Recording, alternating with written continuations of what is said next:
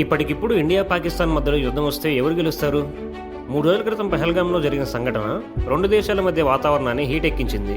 దీనికి వ్యతిరేకంగా ఇండియా కూడా గట్టి రియాక్షన్ ఇవ్వడానికి రెడీ అవుతుంది. ఇప్పటికే పాకిస్తాన్కి వ్యతిరేకంగా ఎన్నో కఠినమైన నిర్ణయాలు తీసుకున్నప్పటికీ పాకిస్తాన్కి ఇంకా బుద్ధి రాలేదు.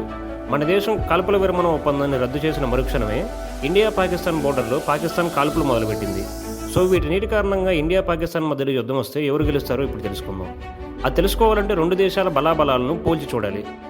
మన దేశంలో మొత్తం 14,55,550 మంది ఆర్మీ ఫోర్స్ ఉంటే పాకిస్తాన్ దగ్గర 6,54,000 మందే ఉన్నారు. మన దగ్గర 6 యుద్ధ ట్యాంకర్లు ఉంటే పాకిస్తాన్ దగ్గర 4 ఉన్నాయి. అండ్ అలాగే మన దగ్గర 293 న్యూక్లియర్ సబ్మెరైన్స్ ఉంటే పాకిస్తాన్ దగ్గర 121 ఉన్నాయి. మన దేశంలో 2,299 ఎయిర్ క్రాఫ్ట్స్, 513 జెట్స్ ఉంటే పాకిస్తాన్ దగ్గర 1,399 ఎయిర్ క్రాఫ్ట్స్, 328 జెట్స్ మాత్రమే ఉన్నాయి. అండ్ అలాగే అడిషనల్గా మన దగ్గర 12,50,000 మంది రిజర్వ్డ్ ఫోర్స్, 25 లక్షల మంది పారామిలిటరీ దళాలు కూడా ఉన్నాయి. ఇవన్నీ చూసిన తర్వాత యుద్ధంలో ఎవరు గెలుస్తారో మీకు అర్థమయ్యే ఉంటుంది. ఖచ్చితంగా ఇండియా గెలుస్తుందని మీకు అనిపిస్తే ఈ వీడియోని లైక్ చేసి కామెంట్ బాక్స్లో జై హింద్ అని రాయండి. ఇలాంటి మరెన్నో ఇంట్రెస్టింగ్ వీడియోలు చూడడానికి ఇప్పుడే మా ఛానల్ సబ్స్క్రైబ్ చేసుకోండి.